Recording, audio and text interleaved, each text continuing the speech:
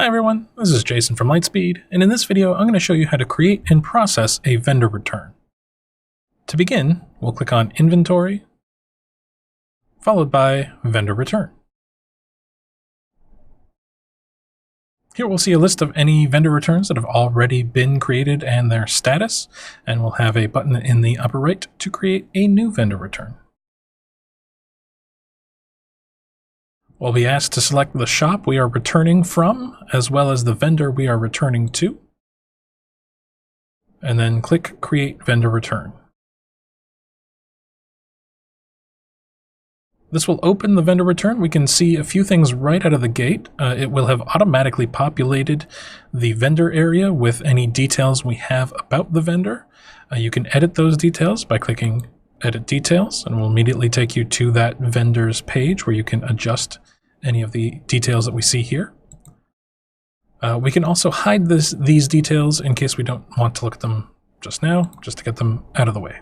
We can return them by clicking Show Details and toggle them on and off as we see fit.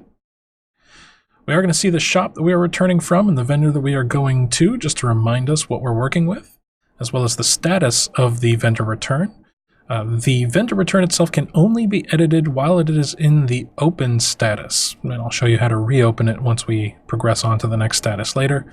And of course we can see who created the vendor return here, a helpful way to know which of your employees processed this vendor return. You can add a reference number. It is entirely optional, and any notes that you want to send along to your vendor. These are not necessarily numbers or notes for your own internal use, although they can be. It's mostly intended to be a reference number that your vendor would recognize, perhaps their order number, original order number for the purchase order that they sent you, might be something that they'd expect to see there. Cost summary, it's going to automatically calculate the return value based on the items that we add to this vendor return. But you can also add additional costs, such as the shipping or any other costs associated that you want to include. You may be tempted to click here and immediately begin adding items, but this is a search bar to search items that have already been added to this vendor return. To add new items to the vendor return, we'll go here to the Add Items search bar, and I'm going to just add in a couple of items here that we want to add to this return. What we can see here is that for the game Gloomhaven, it's automatically assumed that this is from the last purchase order we received it on, purchase order number 1. If I want to click here, I can select a different purchase order. I can view this purchase order to confirm that this is in fact the one that I want to return from, or I can remove the link to this PO entirely. The wooden dice tower is not currently linked to a PO, so I can click on PO in order to select one to associate it with. Now in this particular case, it wasn't received from a PO, so there are no results to find. If there is a vendor ID that's automatically included here, it gets automatically pulled from the item details, and the current stock value is listed as well. Now you can decide how many you want to return of the available stock. Let's say we want to return 2 of these were damaged, and I'm returning 1 of these as well because we over-received. Now, reasons is another good thing to get into as long as I'm talking about it. Over here we have a drop-down list of some of the more common reasons you might be returning something. For example, the wooden dice towers are in fact damaged, and we received the wrong quantity of this particular game. We don't want to pay for that many copies. They sent us 1 too many, so we are going to send 1 back because that's not the number we ordered. You can create custom reasons for these returns if the reason you want to include is not here, and you're not satisfied with simply putting other. If you want something a little bit more specific that is relevant to your business, you can, under Inventory, go to Vendor Return Reasons, and here you can create a new vendor return reason for why you might be returning items.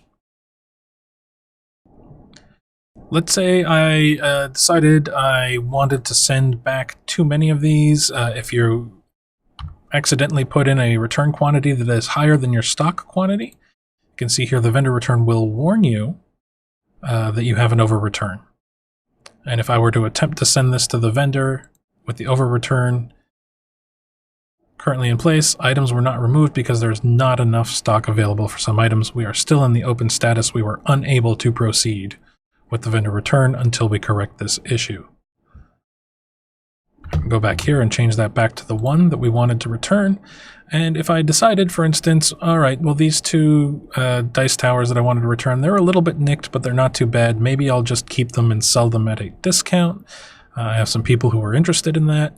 I can remove these quickly and easily. If you want to remove any items from the vendor return, you can select all items, unselect all items, or pick them one at a time, and then simply click delete to remove it from the vendor return. You can see here that our cost summary has been updating all along, so we have the current value matching the cost of the item that we are returning. And when I click on Send to Vendor, it will then remove the items from inventory, and any corrections that we want to do will require us to reopen this vendor return. Once I click Send, we are now on the sent status. The date sent is automatically written down as today's date, whatever date you clicked on Send to Vendor. You can change this, however, if the vendor return was actually entered into the system a day late. You can come in here and select whatever day, or if you've created it in advance, you can select a date in the future and change the date sent. It is important to note at this time that our current stock value has changed from 5 to 4 because the return quantity has been removed from our inventory. Now at this point I can no longer make any changes. As you can see, these are no longer editable fields. The costs are grayed out as well. I can still change reference number and notes, but that's all. Can't change any of the numbers associated with this vendor return. If I wanted to do that, I would have to click on More Actions and reopen this vendor return. And when I click on that, note that the stock value went from 4 back up to 5. So this item was placed back into our inventory for the editing of this particular vendor return. I don't actually want to change anything, so I'm going to click on Send to Vendor again, and we'll send it on its way. At this point, the only other status left, note also that it reset the date sent to today's date. So if I wanted to have that as tomorrow's date, I would have to click on that again. The only thing left to do, as I save my date change, would be to mark this as closed, which is just for your own internal note-keeping. Once you have confirmation that this return has been received by the vendor and that they consider this processed and complete, you can come in and mark this as closed. At this point, it will just continue to exist in your system as archival data. Nothing can be edited anymore, save for reference number and notes if you had any notes about the reception. You can see that the date closed also automatically defaults to today's date. As with the date sent, this can also be changed. And just save your changes. Under More Actions, you will still be able to reopen this if you needed to make any changes, or you could archive the vendor return. And if I archive it, you can see that I will always have the option to unarchive this record and return it back into our list of vendor returns. The other action we saw there was Print Packing Slip. If you wanted an easily printable packing slip, you could click on that and you will have a more printable version of the details of this vendor return pop up. And if we return to the main vendor returns window, you can see here that it is listed amongst the vendor returns with the date sent and date closed and the status for quick and easy reference. That concludes this video, and be sure to check out the Help Center for more information and videos.